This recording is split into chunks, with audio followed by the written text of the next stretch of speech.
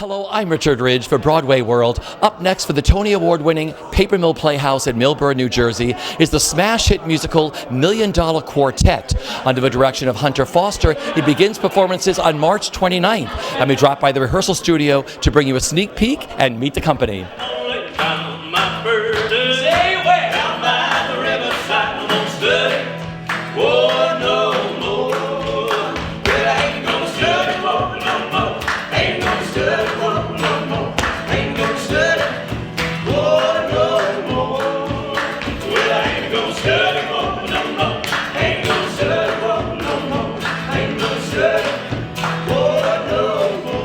They called and asked me to do it. I was over the moon because Paper Mill to me is like one of the great regional theaters, and so it's to be able to sit there and say I'm a director now at Paper Mill is fantastic. Couldn't be more happy. Because you had worked there as an actor, right? Yes, I was in Children of Eden back in 1997, which was the world premiere of Children of Eden, the Stephen Schwartz musical, and it was back in 1997. So, and again, it's always been, my wife's worked there many times, and it's always been a place that I've always wanted to come back and work, and I've known Mark Hoebee and Patrick Parker for such a long time, just from a lot of things, and so to be able to come back to Paper Mill and be as a director is just, I'm thrilled. And what a way to come to Paper Mill as a director. I mean, you have quite a history with this show.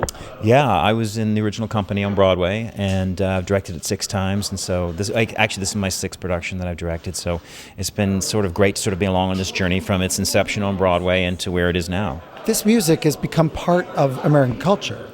Rock and roll is that youthful expression, that breakout, that rebellion of the 50s, but it has become part of who we are. You hear these songs on the radio every day, and you can sing along, like we all know the lyrics, right?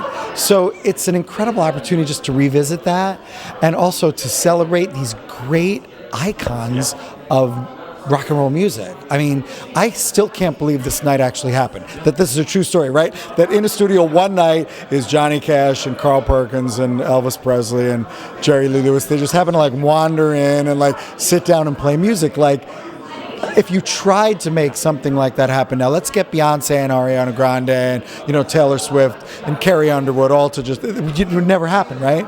So the magic of the fact that it's true and that this music all came from those people is spectacular.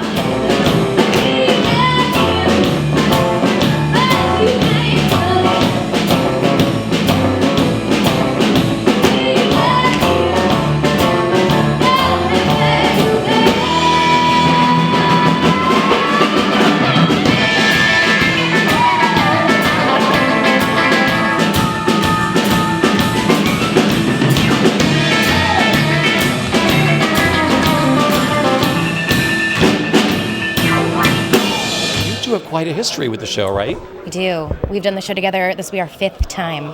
Yep. And you've done it 6th though, right? Yes, I did it for a baby minute on the Norwegian cruise line. I never even went on, and I just got to hang out in Germany for 3 weeks. Can't beat that. Totally. Yeah. What's it like being a part of this show? Exciting. I mean, it's nice for me because I get to kind of sit back, sort of like you do, and be an audience member as all these guys sing and play and act, and it's awesome to be like a part of the story, but also an observer. These guys are so talented as actors and musicians, but to be able to sit there and watch magic music happen in front of you live every night is it's one of the better jobs I've ever had in life. And you get to break out in song. I know, I do. I get 2 songs. And my first song is a Fever, so it's nice to add like a jazz kind of element to the room too. And then I get to kind of be sassy with Elvis later. How cool is that? It's cool. I like being Elvis's girlfriend. Probably not so much in real life, but in the show it's fun. Yeah. Being directed by Hunter Foster, I mean, Hunter created your role on Broadway. Yeah, I didn't know that stepping in. I came into rehearsal late, and I just had to learn a bunch of lines in 11 days. Wait, no, tell the real story. When you got the job... When I got the job, I hadn't even read the play yet. So I read the play on the way up, and the first thing that... I looked at the first page, I was like, oh, I start the thing off. Yeah. Oh, I'm talking a lot. I'm the narrator of this play. Okay. Audiences love this show. Craziest performance you watched an audience react to this show has been what when you traveled across the country? When I was out on the national tour with the show, there were people would come dressed as Elvis, and they'd sit in the front row and they'd just stare.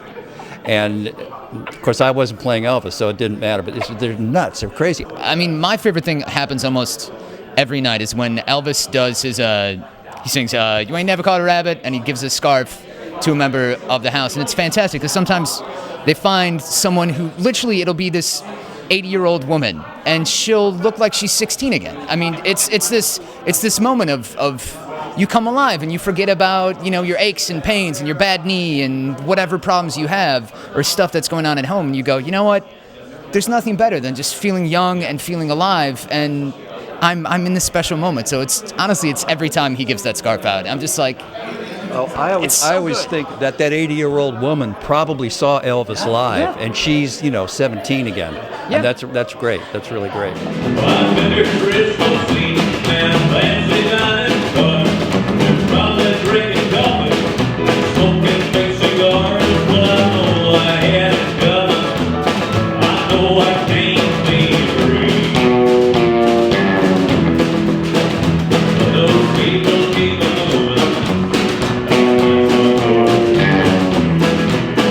Have quite a history with this, right? Well, I'm the only one who doesn't, actually. I'm the only one. I joined the show like 5 days ago, and now I know it. Right. Wow, baby Elvis. Baby Elvis, yeah. But everybody else has storied histories with the show.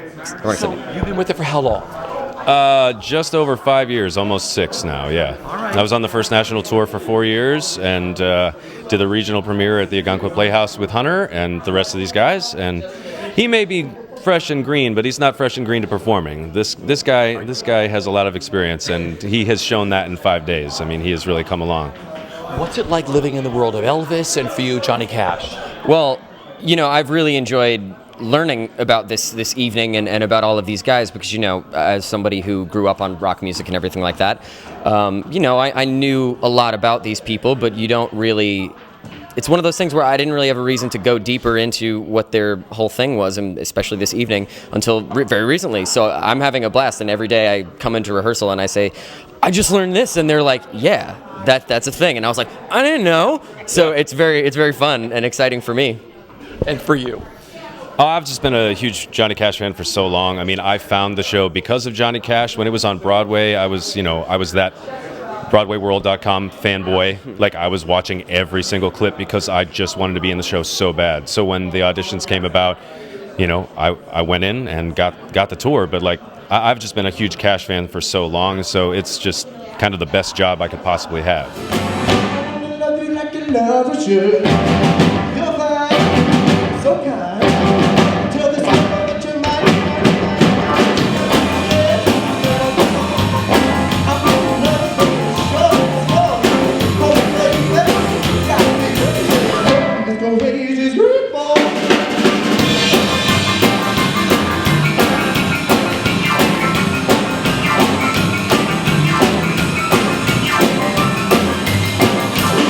Growing up, I mean, did you do like Jerry Lee Lewis in the mirror, playing the piano at home? Tell me. I was too busy making faces like Jim Carrey in the mirror, but after I was done doing that, absolutely, my dad would be playing us these classic tracks and rock and roll greats that I was raised on these guys. So to be able to do it now and really kind of inhabit their spirit, it's an honor.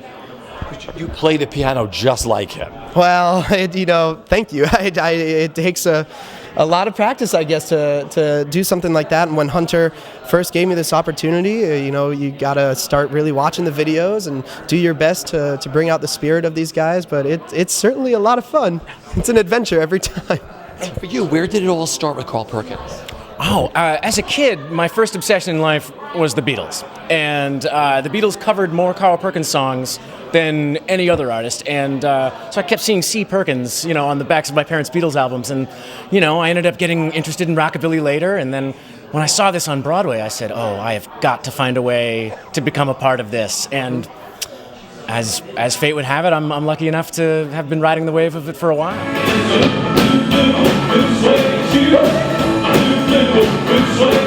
Yeah.